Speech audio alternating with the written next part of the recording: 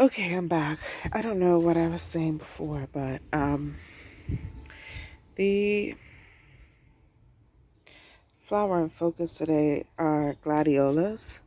This is a wild gladiolus that grows in Bermuda. They grow all over Bermuda this time of year.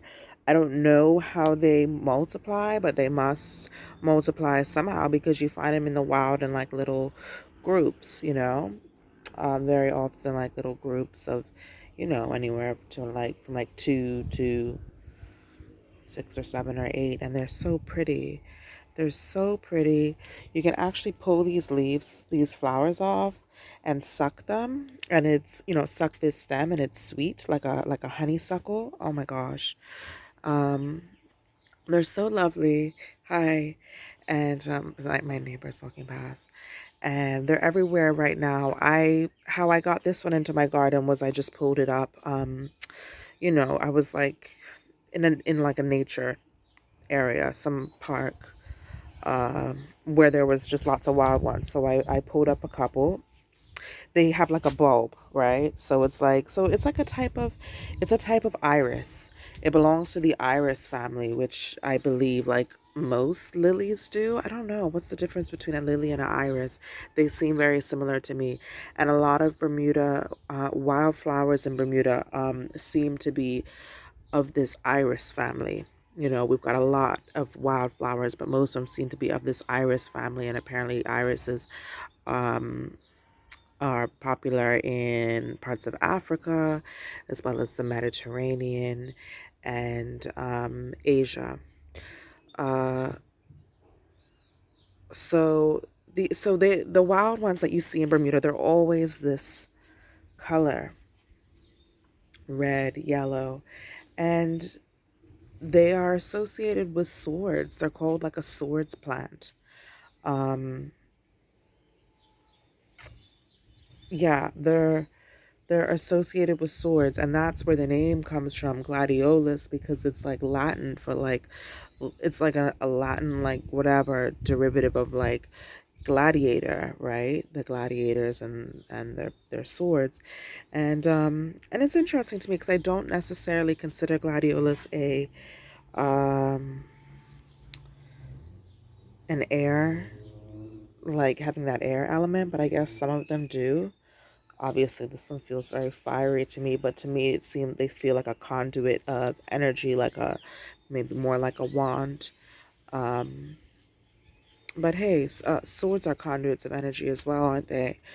Anyway, they will stretch for the sun, and I was worried that maybe this one wasn't going to do that well here because this part of my garden, it's pretty low light. That's why I have these type of plants here. They're more like what you would find like jungle floor, like in a uh, darker parts. It does get some afternoon sun, no, morning sun. It gets some morning sun, but not too much. But anyway, it's doing its thing. It's blossomed. I'm really pleased with it. I actually got a couple more the other day. Here they are, and I'm thinking about planting one more in this bed here because I do quite like what it's doing. And it was falling forward into like coming right out into the pathway. Don't mind that stuff. Um, it's taking forever for the man in my life to remove it. It's too heavy for me to carry. Anyway,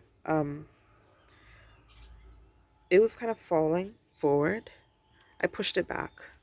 I just pushed it back, kind of tucked it back here. But let me show you some more gladiolus.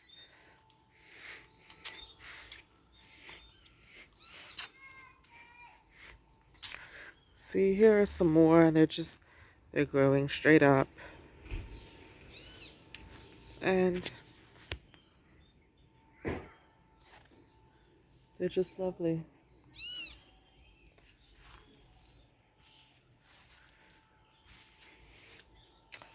Um, yeah, they're always very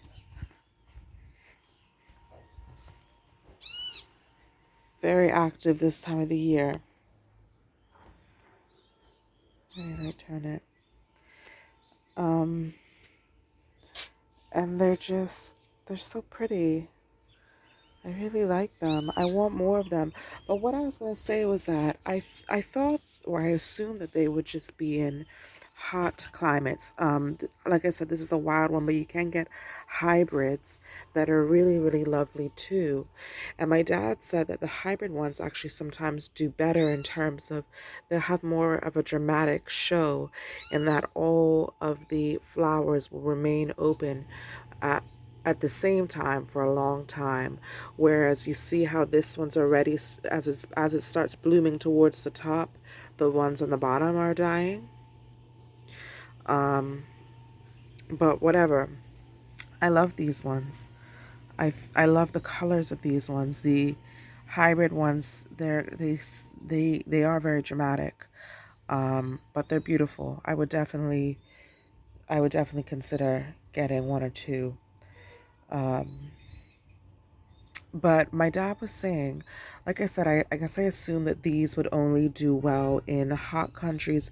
But my dad was telling me about his uncle who had like he said he had like a garden with like hundreds of them. And he like collected every single type of gladiolus. And this is in Austria. Um, so, Austria has pretty cold winters, um, very nice summers, but pretty cold winters. Um,